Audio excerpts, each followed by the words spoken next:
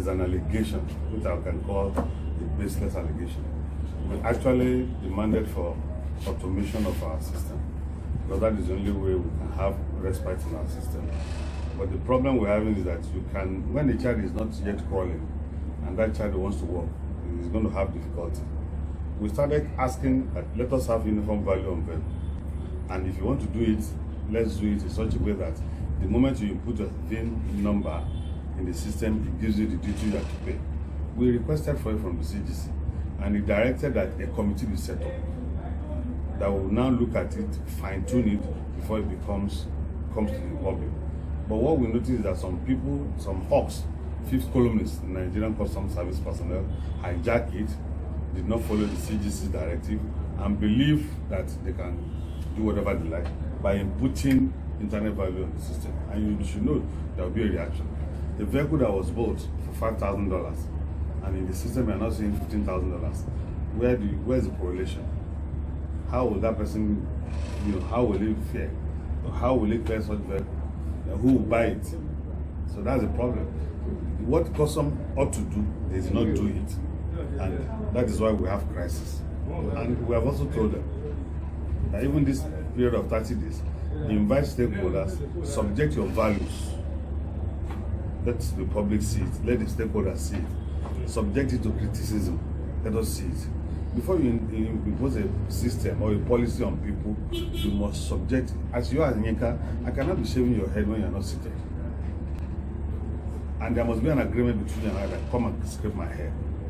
So, but when you want to do things thinking that you can do it all alone because you are Nigerian Customs Service, it is not well. Even the WCO 2013 World Book said every custom nation must collaborate with their stakeholders. And who are the stakeholders? The licensed custom agent. So what we noticed was actually something that was hatched by some group of people thinking that it would go. Talking about VREG. VREG is a fraud by federal government. We do not need it. I asked questions, why did you introduce VREG? The government said they want to have data on the legitimately clear vehicles from the system. This is not true, because you can ask your data from Nigerian Customs Service. Okay, you want to have data, you are still slamming charges on the importer. It ranges from 4,000 naira, 6,000 naira, 8,000 naira, depending on the cubic capacity. So what is VREG? VREG is a fraud by federal government to extort Nigerians.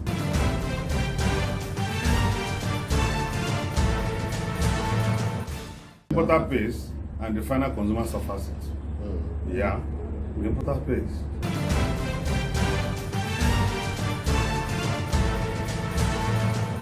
The Nigerian Shippers Council actually tried its best to talk to some of the shipping companies to waive the demurrages. Some promised to do it, many did not do. I give it to PTML. I think PTML gave about 75% waiver. And that is the only terminal operator or shipping company that I can say categorically that has accessed the agent. Now, this is a trying time for freight forwarders and importers, and they consider that and they wait for us.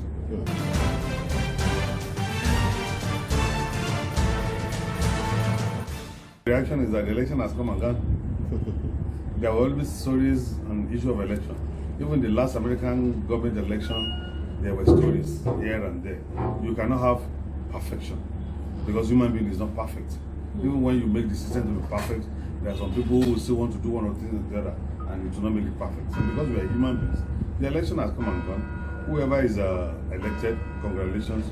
Those that lost, unfortunately, they didn't try some other time. That's life. In battles, you win some, you lose some.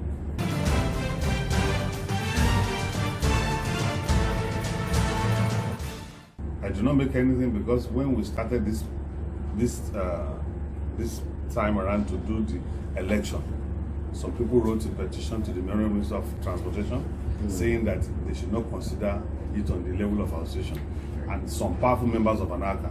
So what I can only tell you is that we have succeeded in undoing ourselves. That's just it. It is some people who are elders, some elders in ANACA, who actually wrote petition to the Minister of Transportation that they should not allow the issue of C611 to go. So we have succeeded in undoing ourselves. Nobody should complain. It is a self-inflicted injury. That's what.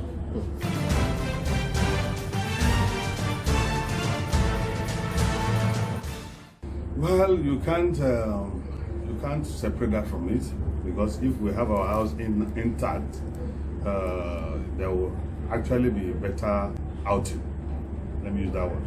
But because it was to authentic Israel, and that is why we see it like this. Even that I was elected is to the glory of God, because a lot of permutation went, a lot of sidelining. The election has to do about a lot of intrigues in election. But I give it to God, and I give it to my group, Kefago, who are solidly behind me day and night, despite the fact that they were induced at the point of voting to the tune of 60,000 naira. They never budged, they still voted for me because they believed in me. So I give it to God, and I give it to Kefago.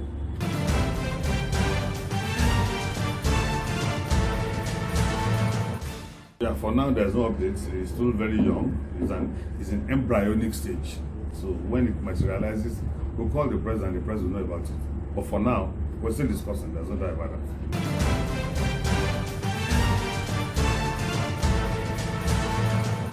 Ejected. The secretariat was forcibly taken over with the aid of Nigerian police, and that was when I said Nigerian police moved. Wrong information was given to Nigerian police, saying that there was going to be a breakdown of law and order, and because Nigerian police never wanted that, and they swing into action. And the mistake where they burn themselves in the hand is that we never called the second party to hear what is really the problem. We just run into action, and that is the kind of orientation that we have in this society. And that's why we say we need to reorientate our Nigerian police force. It's due, so that it falls in line with international best practice. A situation where two people are having quarrel, somebody who, because I know Mr. A and B, rush to you, and you now take sides because it looks like taking sides. You have not even heard from the second party. It's a very, very wrong thing. It should not be seen in an ideal society, and that is why I'm calling for the orientation for our Nigerian police force. Thank God the issue of alternative death resolution is inculcated into the policy and the operation of Nigerian police, but they still need to do more. We were not ejected, and our tenure is expired. There was a constitutional amendment, I think we were thereabouts, or with Imo State, where it gave any tenure 1 term and 5 years. And that means that the terminal day for this NECOM is next year, April 18 or April 30. So our tenure is still running. What is noticed is just an infighting by those that were expelled. And instead of them, the problem we have in this part of the world is ego. Instead of them to say, we're sorry, like some other people did, reabsorb us back into society or into the association. Some people believe that this has been our association. I have been there for the past 39 years, and there's no precedent that I have not given problem. And they will always succumb to my say or my demand. And that is where we are now.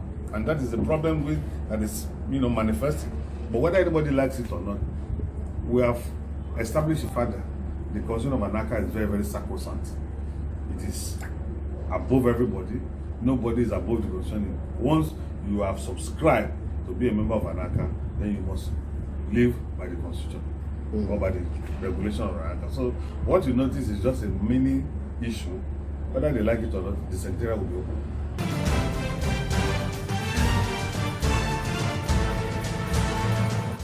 Is that COVID-19 brought a lot of good things into the world. With COVID-19, you can do your meeting through Zoom. With COVID-19, you can do a lot of things, not necessarily being physical in that place. Most of the things we've gone automated. So Anaka has gone automated. So most of the things we do is being automated. And thank God for that. We also have a very able secretary.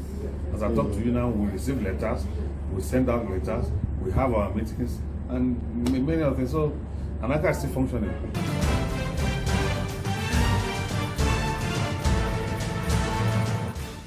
Because of the fact that the council has been hijacked by the federal government. It is a council for the regulation of freight forwarders in Nigeria. It is the forwarders council. But because it has been hijacked by the government, that's why we're shouting now that this particular council, maybe 5th or 4th governing council that is going, the government should allow the council to run by itself. There shouldn't be any interference. interference started from the imposition of a registrar on the council and many other things. So that is why we cannot have the desired result. But let's thank God, people like us are having opportunity of coming back. I've said it. It is not going to be rosy for anybody in the council. We must do the right thing. The freight forwarders must be protected. Knowledge must be impacted. There must be capacity building for our freight forwarders, because this council is for freight forwarders. So whether anybody likes it or not, we are going to the council to face business.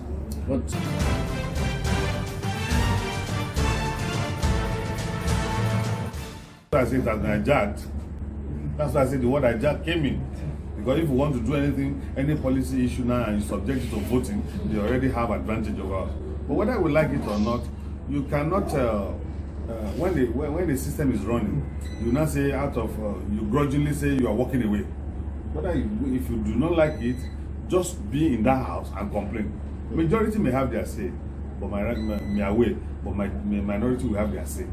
So the minority report, whether we like it or not, will be accumulating after a period of time. It will be above us.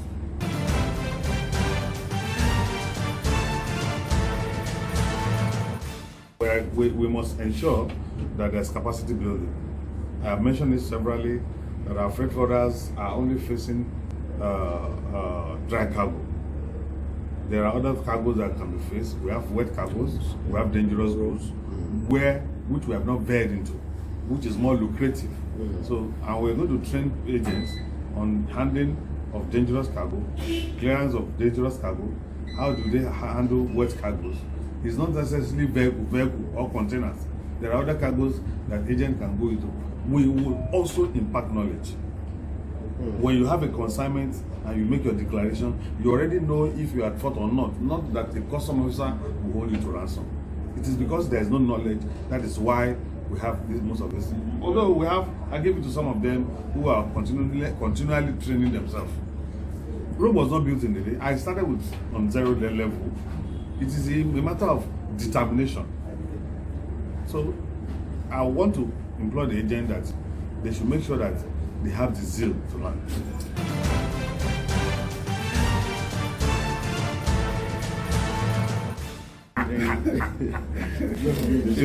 One thing is that I am an ambitious person, but I've not even thought of it. Because if you want to be the next chairman of the governing council, I may be living in dreaming. Because at the last meeting we had with the Royal Minister of Transport, he already said he has his chairman. He said it. He said he has his chairman. So whoever has ambition should not waste his time. That's what it means. So I'll be stupid to now say I have an ambition of becoming the chairman of the council. I don't have time for that. But when we go and sit in the council, you must protect my agent. And that is where there will be problem. And that is where there will be crisis. The nil thing must be done. But the fact that I have ambition of the chairmanship, my brother, forget about it. Because the minister told us categorically that I have a chairman.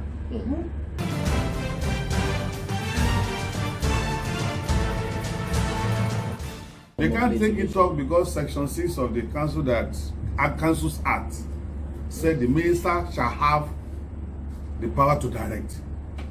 That is an ambiguous word. When you give me that kind of power, that the minister shall have the power to direct, you are telling me I will not direct it anywhere. I will direct the way to suit me. Because whether you like it or not, I am the minister. So even if you take such issues to court, you will lose eventually.